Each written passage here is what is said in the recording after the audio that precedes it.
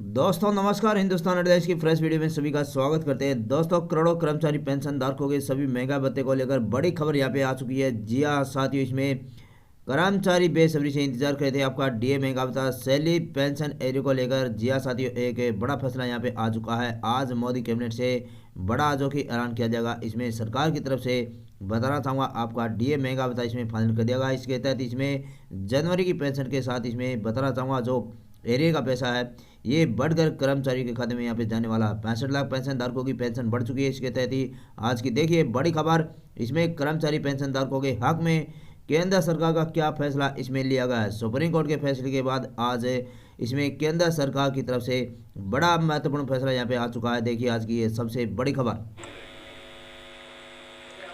एक minute check कर लीजिए। सबसे पहले तो आपका आभार कि रात के 8:10 पर भी आप सब लोग उपस्थित हुए हैं। माननीय प्रधानमंत्री जी की अध्यक्षता में कैबिनेट की मीटिंग हुई और कुछ महत्वपूर्ण निर्णय उसमें लिए गए हैं। और पहला तो मैं देश के डिफेंस फोर्सेस के साथ जुड़ा हुआ निर्णय आप सबसे साझा करना चाहता हूं कि डिफेंस पर्सनल्स के लिए, डिफेंस फोर्सेस पर्सनल के लिए और फैमिली पेंशनर्स के लिए वन रैंक वन पेंशन लाने का काम नरेंद्र मोदी जी की सरकार ने किया। जो वर्षों से लंबी मांग थी, 30 वर्ष से लंबी मांग को पूरा करने का काम वन रैंक वन पेंशन का मोदी जी की ही सरकार ने किया था। और आपको ज्ञात होगा कि 7 नवंबर 2015 को डिफेंस फोर्सेस के कार्मिकों एवं फैमिली पेंशनर्स के लिए one rank one pension scheme को जारी किया था और इसे 1 जुलाई 2014 की तिथि से प्रभावी रूप से लागू किया गया था। आज उसमें रिवीजन की गई है और इसमें जो 20,60,220 पेंशनर्स को वन रैंक वन पेंशन का लाभ मिलता था, उसके अलावा 1/7/2014 से 1/7/2014 के बाद सेवानिवृत्त होने वाले पर्सनल्स को मिलाकर अब इसकी संख्या 25,13,002 बन जाएगी। और ये डिफेंस फोर्सेस के पर्सनल और फैमिली पेंशनर्स को रिवीजन जो वन रैंक वन पेंशन की है, उसका सालाना जो अतिरिक्त भार पड़ेगा, वित्तीय भार पड़ेगा, वो 8,450 करोड़ रुपए का होगा। ऐसे 7 निर्णय का थोड़ा मैं उल्लेख करके इस आज का 7वें उल्लेख को भी और विस्तार से बताऊंगा। बहुत बहुत धन्यवाद।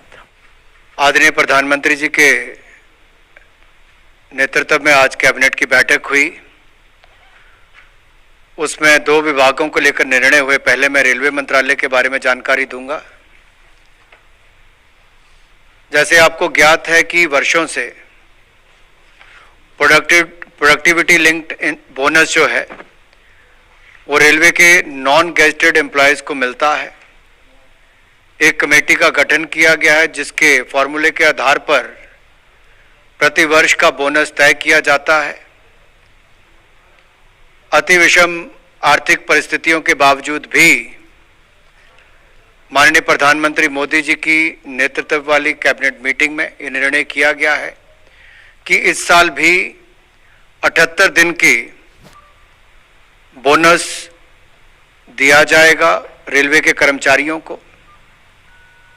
और ये नॉन गेजेटेड एम्प्लॉयज के लिए होता है। 11,56,000 नॉन गेजेटेड एम्प्लॉयज इससे लाभान्वित होंगे और कुल मिलाकर 1,985 करोड़ रुपए इसके ऊपर व्यय होंगे। फॉर्मूले के आधार पर 72 दिन का बनता था, लेकिन उसके बावजूद माननीय प्रधानमंत्री मोदी जी ने और कैबिनेट ने इस पर निर्णय लिया। इससे रेलवे के कर्मचारियों का मनोबल भी बढ़ेगा और आने वाले समय में रेलवे में और मुनाफा हो और अच्छी उसकी परफॉर्मेंस हो, उस दिशा में भी इसका लाभ मिलने वाला है। हर साल ये दशहरे और पूजा की छुट्टियों से पहले निर्णय किया जाता है।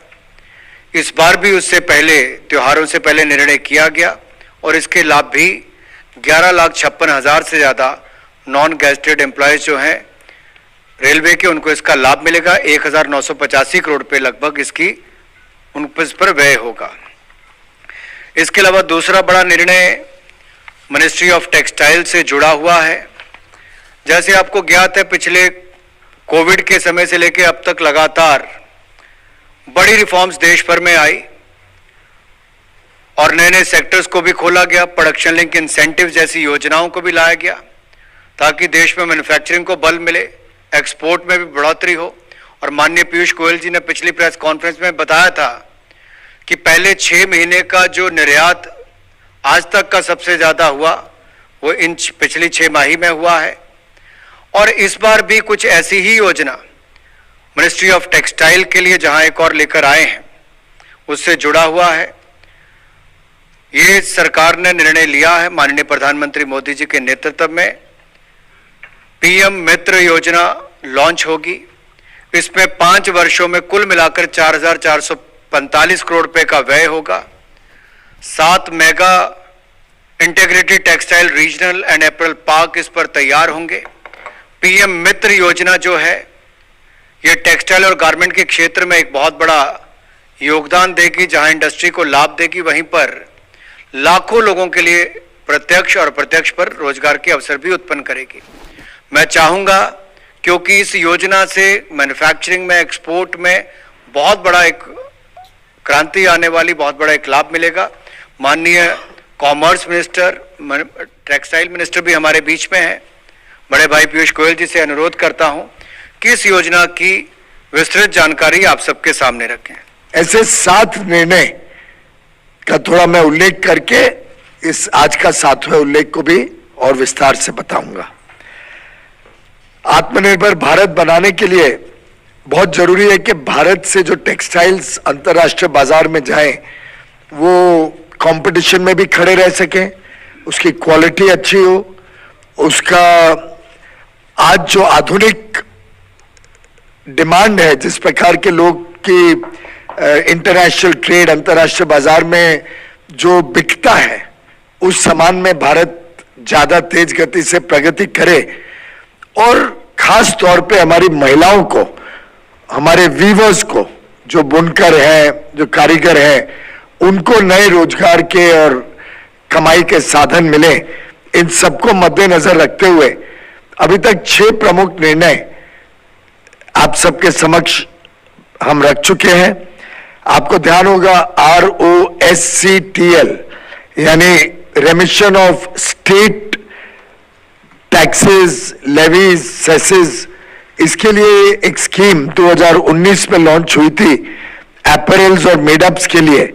वो स्कीम 2024 तक अब एक्सटेंड कर दी गई है, जिससे एक पूरे टेक्सटाइल सेक्टर में उत्साह है निर्यात को लेके। इसी के साथ साथ रॉडटेप, ये भी रेमिशन ऑफ ड्यूटीज एंड टैक्सेस हैं। जो एपरल और मेकअप मेडअप्स के अलावा जो टेक्सटाइल क्षेत्र से जुड़े हुए वस्तु हैं, उनके लिए ये स्कीम अनाउंस हो गई है, उसके रेट्स अनाउंस हो गए हैं। साथ ही साथ जितने एक्सपोर्ट के पुराने ड्यूज हैं, MEIS में हो, SCIS में हो, रॉडटेप में हो, जिसमें बड़े पैमाने पे कपड़ा उद्योग से जुड़े हुए निर्यातक भी हैं, उसको पूरे के पूरे को इसी वर्ष में, इसी वित्तीय वर्ष में दे देने का निर्णय लिया गया, जिससे हमारे कपड़ा के निर्यातकों को कैश फ्लो सुधर जाएगा, पैसा हाथ में आएगा। एक मैंने पहले भी बताया था, अंतर्राष्ट्रीय बाजार में टेक्निकल टेक्सटाइल्स और मैनमेड फाइबर्स की बहुत डिमांड रहती है। अगर हम विश्व पटल पर देखें तो 70 लाख करोड़ जो विश्व में बेचा जाता है कपड़ा उद्योग से जुड़े हुए वस्तु, उसमें 2/3 टेक्निकल टेक्सटाइल्स और मैनमेड फाइबर के। वर्षों वर्षों तक भारत इसमें कंपेटिटिव नहीं रहा। इस सरकार ने बहुत साहसी 2 निर्णय लिए। एंटी डंपिंग ड्यूटी जो रॉ मटेरियल पे लगती थी, जैसे PTA है, viscose staple fibre, acrylic, nylon, इन सब पे हमने इस प्रकार की विशेष ड्यूटियों को समाप्त करके textiles, technical textiles, manmade fibres को और जोर दिया और कंपेटिटिव बनाया। हाल में ही मैंने आप सबके समक्ष production linked incentive scheme PLI scheme MMF और टेक्निकल टेक्सटाइल्स की 10,683 करोड़ रुपए की जानकारी आप सबके समक्ष रखी थी, जिससे अनुमान 7.5 लाख सीधे रोजगार की संभावना और इनडायरेक्ट रोजगार की तो और ज्यादा अधिक संभावनाएं खड़ी हो जाती हैं।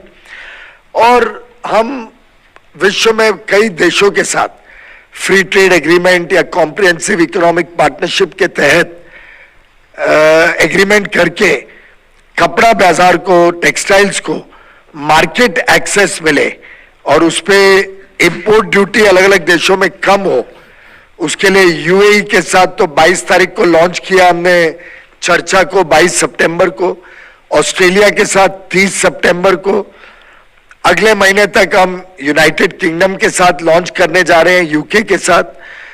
3 महीने पहले आपको ध्यान होगा हमने यूरोपियन यूनियन के साथ फ्री ट्रेड एग्रीमेंट और कॉम्प्रिहेंसिव इकोनॉमिक पार्टनरशिप की चर्चा शुरू कर दी थी। तो इस प्रकार से अलग अलग क्षेत्रों के साथ, अलग अलग देशों के साथ जहां भारत के लिए बड़ा बाजार बन सकता है, उसके लिए फ्री ट्रेड एग्रीमेंट की नेगोशिएशन चल रही है। ऐसे 6 प्रमुख अंश तो हम कर चुके थे। आज 7वां कदम, बहुत अहम कदम, जिसकी बहुत लोगों में उत्साह भी है और काफी समय से प्रतीक्षा भी थी, PM मित्र। प्रधानमंत्री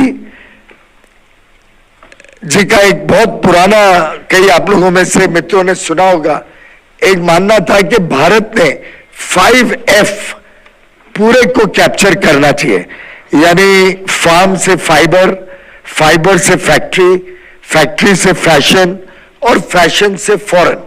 तो पूरी जो वैल्यू चेन है उसको भारत में मजबूत बनाना चाहिए और भारत पूरी वैल्यू चेन की सेवा विश्व को दे। परंतु आज के दिन ये वैल्यू चेन देश के अलग अलग हिस्सों में है। तो शायद कापूस, कॉटन बनता है गुजरात, महाराष्ट्र में, वहां से तमिलनाडु जाता है, तमिलनाडु में प्रोसेस होकर बेंगलुरु या नोएडा आता है, यहां बन के फिर जाता है पोर्ट के ऊपर, मुंबई, कांडला, विशाखापट्टनम, पारादीप, अलग अलग पोर्ट्स पे जाता है। तो इतनी बार सामान को मूव करना, लॉजिस्टिक्स में हम अनवायबल हो जाते थे और एक बड़े पैमाने पे टेक्सटाइल क्षेत्र के कोई पार्क्स ना होने के कारण एक ही जगह पे पूरी वैल्यू चेन कैप्चर करना अभी तक संभव नहीं था। प्रधानमंत्री जी ने इस पे चिंता करते हुए प्रधानमंत्री mega integrated textile reason and apparel parks PM मित्र योजना आज उनके नेतृत्व में कैबिनेट ने अप्रूव की है। जैसा मेरे भाई अनुराग ठाकुर जी ने बताया, 4,445 करोड़ रुपए अनुमानित व्यय है इसमें अगले 5 वर्षों में, और 7 नए टेक्सटाइल पार्क्स PM मित्र के तहत देश में अलग अलग इलाकों पे प्रमोट किए जाएंगे, जिससे लगभग 7 लाख लोगों को तो डायरेक्ट और 14 लाख लोगों को इनडायरेक्ट एम्प्लॉयमेंट का साधन बने, ये हमारी कल्पना है। इसके बारे में राज्यों से बात हुई है। अभी तक 10 राज्यों ने तो ऑलरेडी इंटरेस्ट भी दिखाया है और कंपटीशन होगा पर पारदर्शी तरीके से, चैलेंज रूप में, कि कौन सा राज्य अधिक सुविधाएं देता है, सस्ती जमीन देता है, सस्ती बिजली और पानी उपलब्ध कराता है, किसके यहाँ पे जो लेबर की सिचुएशन है वो काफी मात्रा में संतुलन में है, कोई ज्यादा तकलीफ नहीं है। इन सब चीजों को मद्देनजर रखते पानी और बिजली की उपलब्धता भी पर्याप्त हो और टेक्सटाइल इंडस्ट्री की जहां डिमांड हो, जहां पे स्किलिंग हो सके, स्किल्ड मैन पावर मिले, ऐसे 7 क्षेत्रों में कुछ ब्राउनफील्ड भी प्रोजेक्ट हो सकते हैं जो ऑलरेडी कुछ काम चल रहा हो जिसमें, और कुछ पूरी तरीके से नए पार्क, ग्रीनफील्ड, दोनों को मंजूरी देके देश भर में ऐसे 7 पार्क बड़े पैमाने पे टेक्सटाइल क्षेत्र को आगे बढ़ाने में काम में आएंगे और पूरी जो टेक्सटाइल वैल्यू चेन है, चाहे वो कापूस बनाना, spinning, weaving, processing, dyeing, printing, designing, garment manufacturing और भारत के बाजार या अंतर्राष्ट्रीय बाजार जहां भी उनकी डिमांड है उसको भेजना, इन सबको मद्देनजर रखते हुए ये एक इंटीग्रेटेड पार्क का कॉन्सेप्ट, इसके दो अंश होंगे।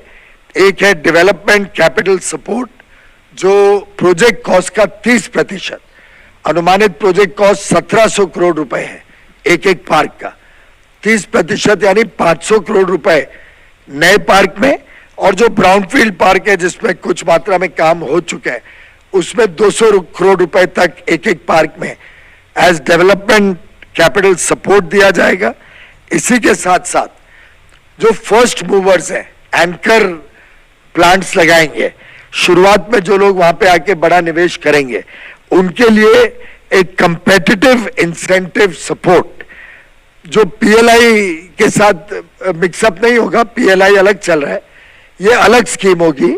जो लोग पीएलआई में कवर्ड नहीं है और इस टेक्सटाइल पार्क में आते हैं, उनको अगर कुछ ज्यादा खर्चा होता है नया प्लांट लगाने में, लॉजिस्टिक्स में कोई भी खर्चे एक्स्ट्रा होते हैं, तो उसको ऑफसेट करने के लिए competitive incentive support first come first serve के हिसाब से, जो बड़े पैमाने पे मिनिमम 100 लोगों को वहां नौकरी दे, ऐसे 300 करोड़ हर पार्क में, यानी 2100 करोड़ इस प्रकार से भी यूनिट्स को दिया जाएगा, जो एंकर टेनेंट्स के रूप में वहां आएंगे, और अधिकांश उनको 10 करोड़ एक वर्ष में और 3 वर्ष तक मिलेगा।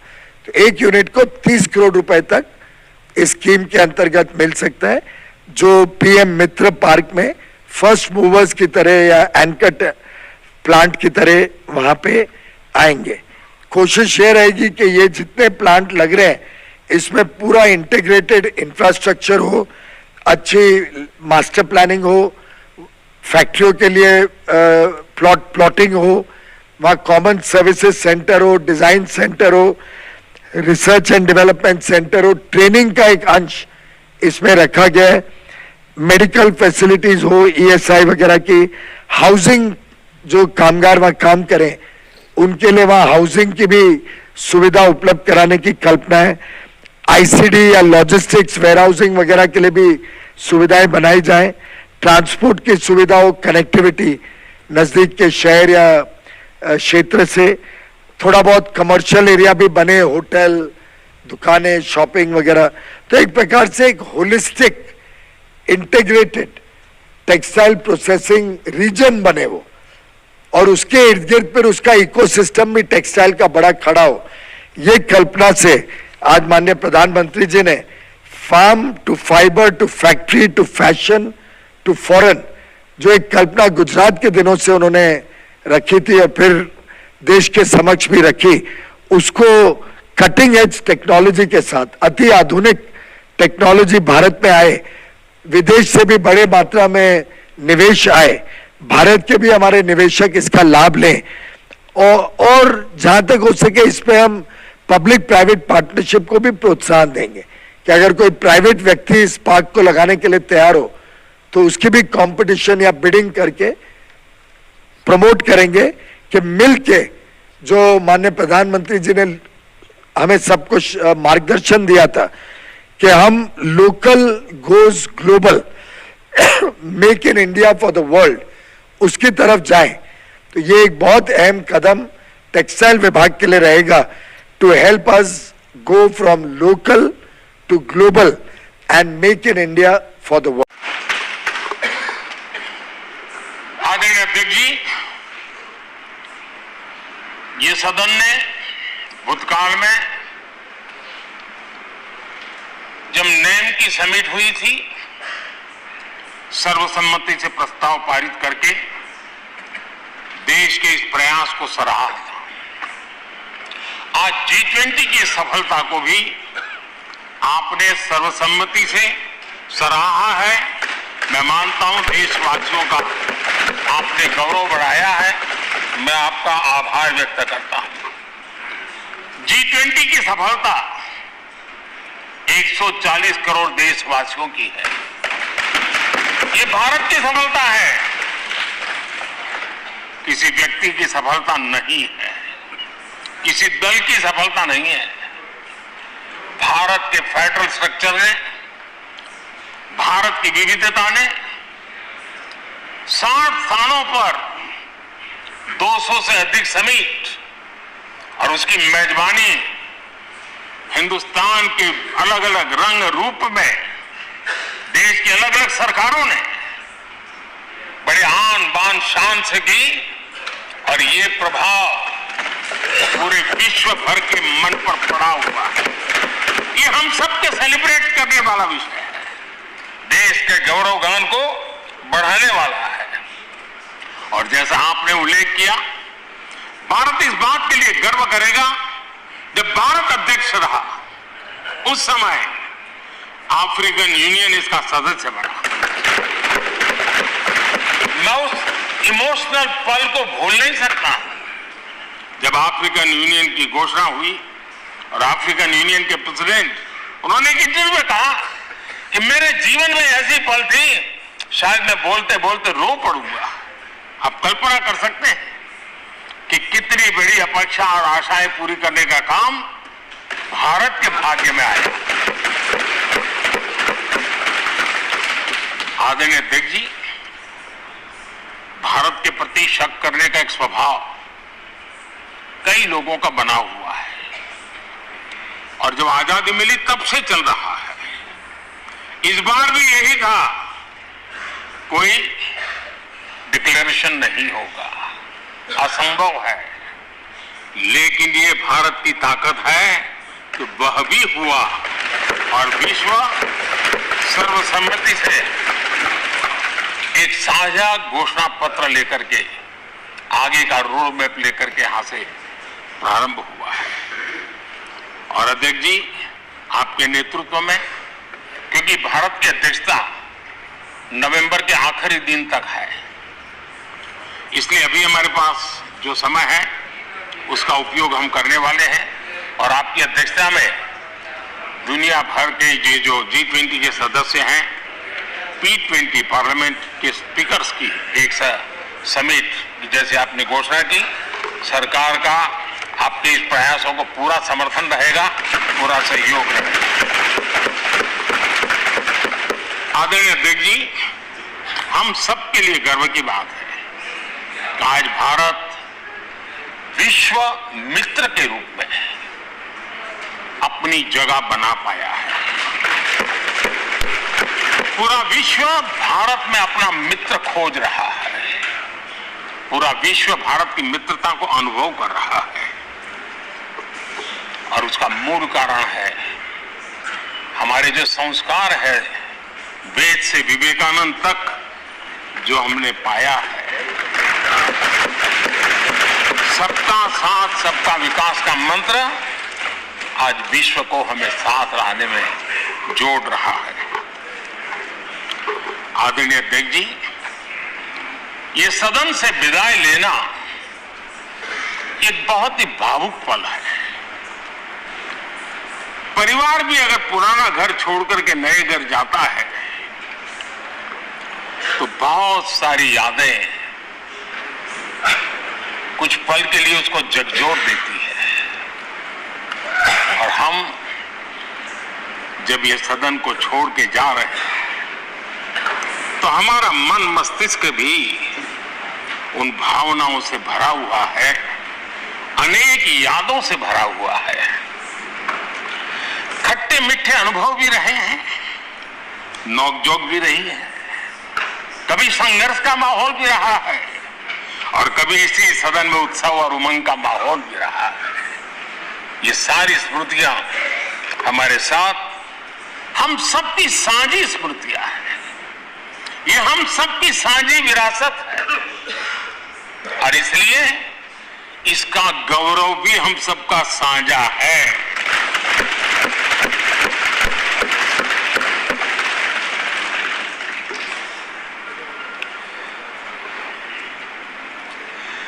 आजाद भारत के नवनिर्माण से जुड़ी हुई अनेक घटनाएं इन 75 वर्ष में यही सदन में आकार लेती हुई हमने देखी है।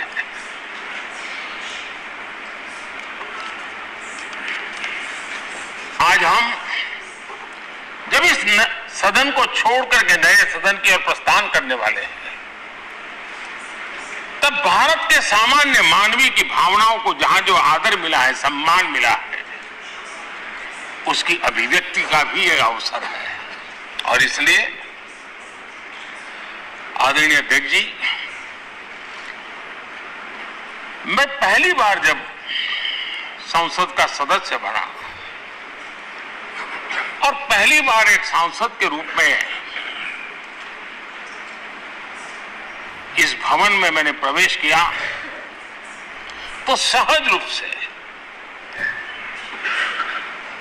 मैंने इस संसद भवन के डोर पक्ति पर अपना शीश झुका करके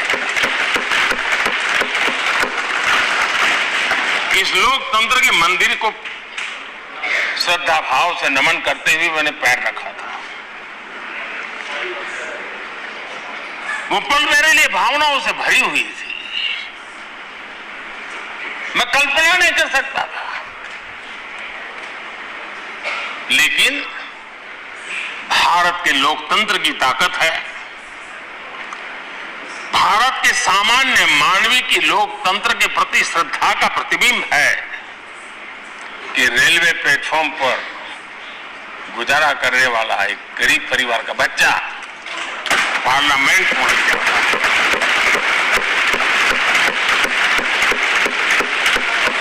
मैंने कभी कल्पना तक नहीं की कि देश मुझे इतना सम्मान देगा, इतना आशीर्वाद देगा, इतना प्यार देगा। सोचा नहीं था अध्यक्ष जी।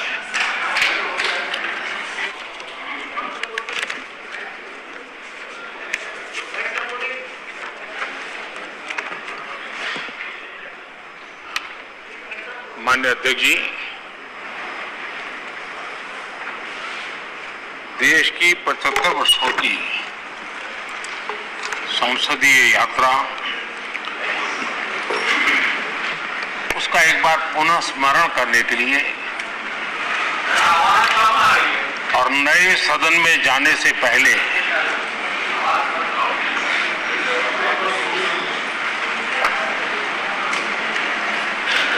उन प्रेरक पलों को, इतिहास की महत्वपूर्ण घड़ी को स्मरण करते हुए आगे बढ़ने का ये अवसर है। हम सब इस ऐतिहासिक भवन से विदा ले रहे हैं। आजादी के पहले ये सदन इंपीरियल लेजिस्लेटिव काउंसिल का स्थान हुआ करता था। आजादी के बाद ये संसद भवन के रूप में उसको पहचान मिली। ये सही है, इस इमारत के निर्माण करने का निर्णय विदेशी शासकों का था, लेकिन ये बात हम न कभी भूल सकते हैं और हम गर्व से कह सकते हैं कि इस भवन के निर्माण में पसीना मेरे देशवासियों का लगा था, परिश्रम मेरे देशवासियों का लगा था और पैसे भी मेरे देश के लोगों के।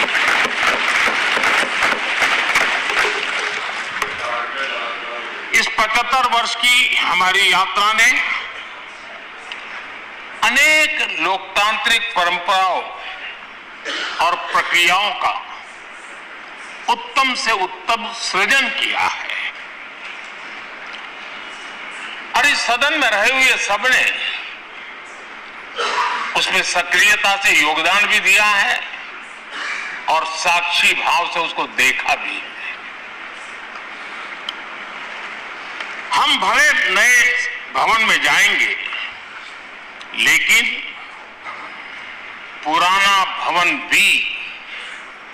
भवन भी आने वाली पीढ़ियों को हमेशा हमेशा प्रेरणा देता रहेगा।